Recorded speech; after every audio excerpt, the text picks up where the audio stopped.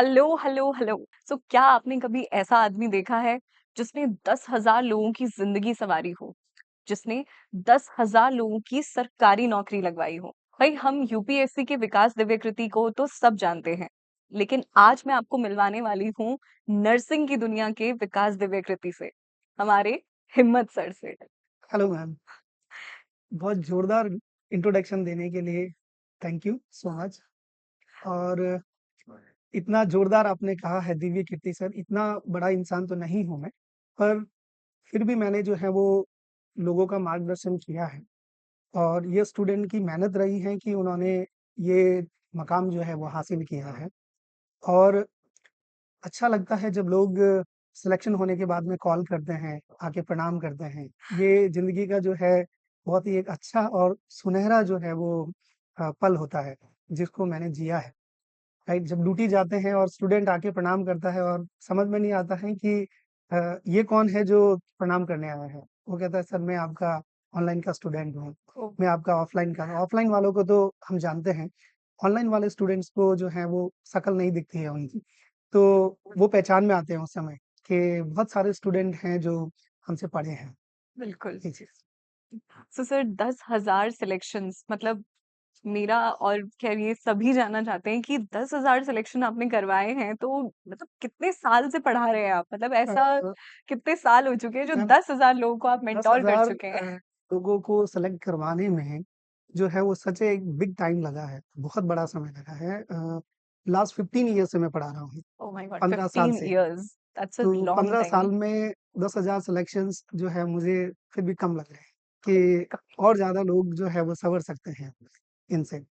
तो अ, जो समय मैंने स्पेंड किया है, वो सच ए लॉन्ग टाइम लगता है सभी को, पर मेरे लिए बहुत ही छोटा समय है कि मैं और लोगों की हेल्प कर सकूँ। जो मेरे दिमाग में है कि और ज़्यादा लोगों तक मेरी अप्रोच होनी चाहिए, ठीक है? और लोगों की ज़िंदगियाँ जब सँवरती है तो अच्छा लगता है, एक गट फीलिंग आती है, बहुत अच्छी खुशी होती है। सो सर इतने साल से आप पढ़ा रहे हैं और इतने सालों से आप इस प्रोफ़ेशन में हैं, लाइक आप टीचिंग भी कर रहे हैं, आप नर्सिंग से भी जुड़े हुए हैं।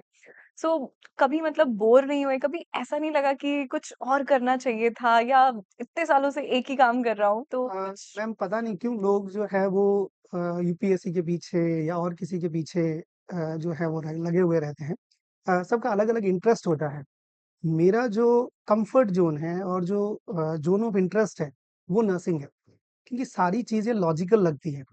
बिल्कुल। ठीक है? जो भी आप कहोगे ना कि मतलब आप जो बुक्स में पढ़ते हो वो रियल में उतर के आता है। ठीक है? आपने कहा कि ये इस तरह के सिम्पटम्स आपको दिखेंगे तो मरीज़ में दिखते हैं, राइट? आप ट्रीट करते हैं, उसको रिकवरी आती है, तो पेशेंट जो है वो उसकी पेशेंट की स्माइल आप देखेंगे ना, तो बड़ी अच्छा लगता है कि सच से इतनी बड़ी स्माइल कैसे आई है और लोग इतनी दुआ देते हैं ठीक होने के बाद में। तो नर्सिंग प्रोफ़ेशन मैं सोचता हूँ कि एक बहुत ही नोबल और यूनिक प्रोफ़ेशन है, बिल्कुल। जिसमें दोनों चीज़ें मिल रही हैं, आपको सैलरी भी मिल रही है और आपको सेवा करने का मौका मिलता है। जब मैं फर्स्ट ईयर में था, तो मुझे नहीं पता कि क्या बोलना चाहिए। सभी लोगों ने जैसा आंसर दिया वैसे मैंने ही दिया कि नर्सिंग आपने क्यों जॉइन किया? पहला क्वेश्चन होता है। तो सर्विस मैनेज तो सर्व द ह्यूमैनिटी और सर्विस के लिए मैं इसमें आया हूँ। तो सच में अभी ऐसा लगता है नर्सिंग के बाद में, सच में सर्विस के साथ में आपको पैसा भी मिल रहा है, आपको लाखों दुआएँ मिलती हैं। जब ठीक होके मरीज़ जाते हैं, जब आप केयर करते हैं, राइट? मैंने ऑन्कोलॉजी के अंदर काम किया है, ठीक है? ऑन्कोलॉजी के अंदर बच्चों को ल्यूकीमिया है, जैसे छोटे-छोटे बच्चों को कैंसर्स हो जाते हैं। तो उनमें जब लोगों को अपन सर्व करते हैं, हेल्प करते हैं उनकी, तो उनके पेरेंट्स इतने खुश होते हैं कि मेरा बच्चा स्माइल किया, मेरे बच्चे ने आज जो है वो अच्छे से सोया रात भर, ठीक है? ये सभी चीज़ें जब बोलते हैं ना, तो खुशी मिलती है। कुछ और करने के लिए जो है वो जी करता है कि मैं और आगे जाके और कुछ नया करूँ इनकी केयर के लिए। ठीक है, बिल्कुल। जैसे अपन नर्सिंग में पढ़ते हैं एविडेंस बेस्ड प्रैक्टिस, यस तो सर। अपन लर्निंग करते हैं, कुछ न कुछ लर्निंग होती रहती है। तो ये सभी चीज़ें लर्न करने के लिए सीखने के लिए बहुत अच्छा लगता है, ठीक है? और सर्व करके बहुत अच्छा लगता है। मैं मतलब रियली मुझे बहुत अच्छा लगता है कि मैं लोगों की सर्विस कर पा रहा हूँ इस तरह की। जी सर, बिल्कुल ऑफ कोर्स। मतलब being a part of the profession it's a matter of pride for all of us. Right. लेकिन आप उसको जिस तरीके से समझा रहे हैं या जो आप अपने एक्सपीरियंसेस शेयर कर रहे हैं, उससे वो जो लेवल है ना वो और ज़्यादा बढ़ रहा है मतलब। और कहीं न कहीं जो भी लोग हमें देख रहे होंगे नर्सिंग प्रोफ़ेशन में, जो भी बच्चे हैं, जी, जो भी ग्रेजुएशन कर रहे हैं या जो लोग सोच रहे हैं कि हम कहीं न कहीं नर्सिंग प्रोफ़ेशन को चूज़ कर सकते हैं या जो अभी प्रिपरेशन कर रहे हैं गवर्नमेंट जॉब की, तो उन सब के लिए ये है कि सर जिस तरीके से बता रहे हैं, तो एक मतलब ऐसा होता है कि आप प्रोफ़ेशन में हो, तो आप सिर्फ़ सैलरी के लिए हो, लेकिन फिर कभी किसी को सर्विस करना होता है या सोशल काम करना होता है, तो उसके लिए उनको फिर अलग से कुछ करना होता है। But ji. नर्सिंग में आप दोनों ही चीज़ें एक साथ कर सकते हो, तो इससे बेटर चीज़ और क्या हो सकती है, राइट? बस हॉस्पिटल में ऐसा एक्सपीरियंस होता है ना कि मतलब लोग आपको पेशेंट और पेशेंट के अटेंडर तक जानते हैं, बिल्कुल। ठीक है? मतलब मैं एक रेलवे स्टेशन पे जर्नी कर रहा था, मैं एक स्टेशन पे उतरा, तो स्टेशन पे जो शॉप होती हैं, हाँ जी। तो वहाँ से मुझे कुछ परचेज़ करना था। मैं जैसे ही परचेज़ किया और पैसे देने लगा उसको, तो एक अंकल साइड में कॉर्नर के अंदर बैठे थे। वो बोले, "अरे! रहने दे, ये डॉक्टर साहब हैं।" ठीक है? ये पैसे नहीं लेना। मैंने कहा, "अरे! दादा जी आप यहाँ पे कैसे हैं आप?" बोले, "मैं अच्छा हूँ।" उनको जीबीएस था एक्चुअल में ओह! और वो लगभग जो है वो 2 मंथ्स तक हमारा आईसीयू के अंदर रहे थे। आई तो सी। अ, मैंने मतलब एकदम रिकॉल नहीं किया उनको, ठीक है? पर उन्होंने देखते ही पहचान लिया कि ये सर हैं और उन्होंने हमारी बहुत हेल्प की थी। तो ये देख के जो है ना, वो मतलब दिल भर आता है कि मतलब अच्छा लगता है, ठीक है? सही कोई है। शब्द नहीं है उसके लिए मेरे पास। बिल्कुल सर, वो तो कहते हैं ना कि आप किसी से क्या कहते हो, एक बार को इंसान वो चीज़ भूल सकता है, लेकिन आपने उनको कैसा महसूस करवाया है, वो इंसान कभी नहीं भूलता। राइट, और सेकेंडली अगर वो चीज़ किसी ऐसे पर्सन से आ रही है जो हमसे एज में बड़े हैं, कहीं न कहीं हमने उनकी सेवा भी करी है, प्लस जी, वो कुछ अच्छा हमसे लेके गए हैं और ऐसे लोग आपको याद रखें, तो बिल्कुल। बहुत दुआएँ ही मिलती हैं जी, और खुद को भी अच्छा लगता है।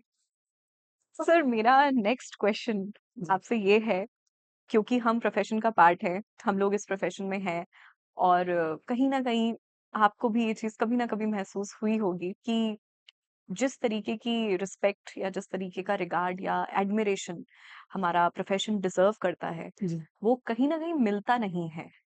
तो उसके बावजूद भी नर्सिंग ही क्यों? मतलब आपने ये प्रोफ़ेशन क्यों चूज़ किया? मतलब और कब आपको ऐसा लगा कि आपको नर्सिंग जॉइन करना चाहिए? मतलब ये मैं आपसे जानना चाहती हूँ कि मतलब ये आप मतलब कोई और प्लान था वो फुलफ़िल नहीं हो पाया तब आपने नर्सिंग जॉइन किया या फिर खुद से ही डिसाइडेड था या खुद ही सोचा कि नहीं इस प्रोफ़ेशन में जाना चाहिए? नहीं मैम, मैं हॉनेस्टली आपको बताऊँ तो चीज़ ये थी कि मैंने मेरा पीएमटी दिया था, उसमें पीएमटी चलता था, नीट नहीं चलता था। हाँ, हाँ। तो मेरे फादर मतलब मैं 12 नंबर 12 नंबर्स कम थे मेरे मेरिट में आने के लिए, सिलेक्ट कोई सीट मिल जाता डेंटल-वेंटल का, तो मिला नहीं। तो फर्स्ट अटेम्प्ट ही था मेरा 12th के जस्ट बाद में। मेरे फादर ने कुछ नहीं बोला। मैंने कहा कोचिंग करने के लिए जाना है मुझे, एक मौका दो, तो फादर ने बोला जब 95% वाले का नहीं हो रहा है, जो 3 साल से तैयारी कर रहा है, मेरे एक ब्रदर थे वो 95 परसेंटेज से 12th किया था और वो तैयारी कर रहे थे, तो उन्होंने कहा कि जब 95 वाले का 3 साल से नहीं हो रहा है, तो तू 85 वाला कहाँ से करेगा? और सर ये जब तो कंपैरिज़न होता है तो वैसे कंपैरिज़न होता है, तो मैंने कुछ नहीं कहा, मैं फुल्ली जो है फादर के ऊपर डिपेंड था उस समय कि भई हाँ, ठीक है, तो फिर क्या करना? मेरे फादर ने कहा, "ठीक है, राजस्थान में ऐसी जल्दी शादी हो जाती है, तो बोले 2 साल, 3 साल का कोई कोर्स कर लो, जिससे जो है वो आपकी आजीविका चलती रहेगी।" तो उन्होंने डी फार्मेसी में मेरा एडमिशन करा दिया बैंगलोर ले जाके।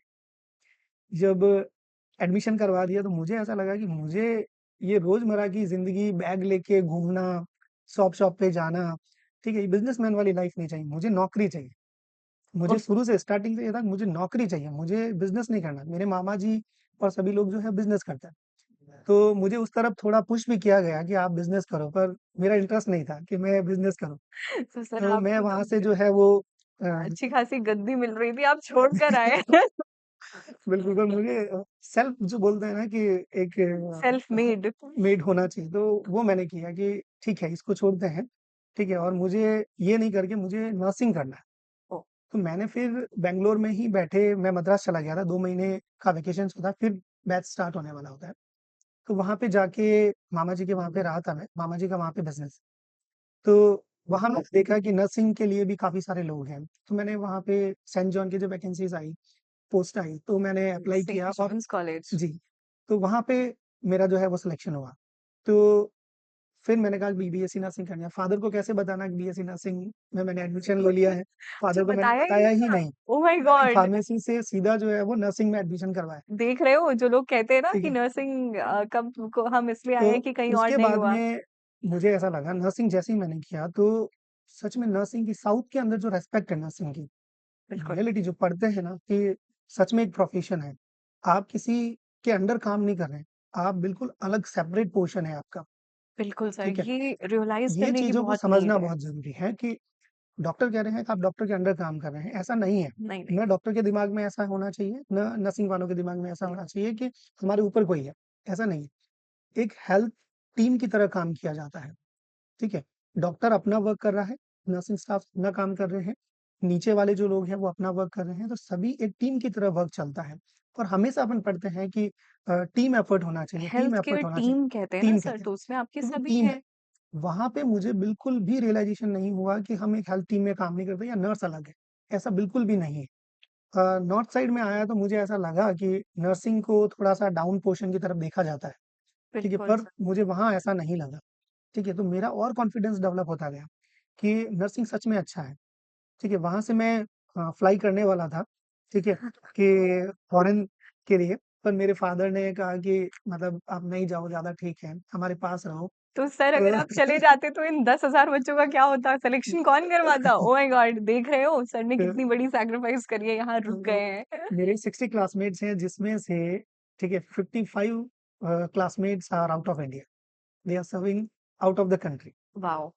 दैट्स अ ह्यूज ठीक है? नंबर, मतलब 60 और लोगों में से उस 55 यूनिवर्सिटी का तो नाम बाहर है हैं। राजीव गांधी यूनिवर्सिटी जो है उसका नाम चलता है, बिल्कुल। ठीक है?